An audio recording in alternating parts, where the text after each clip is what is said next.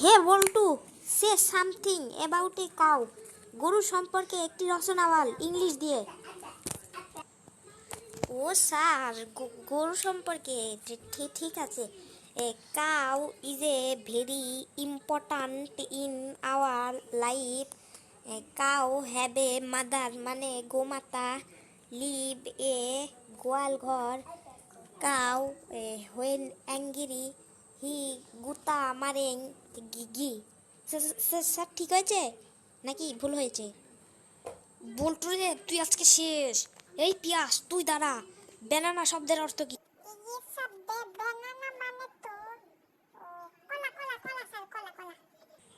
সহজ ধরেছে বলে পড়ে গেছিস। বল, শীতকাল কাকে বলে?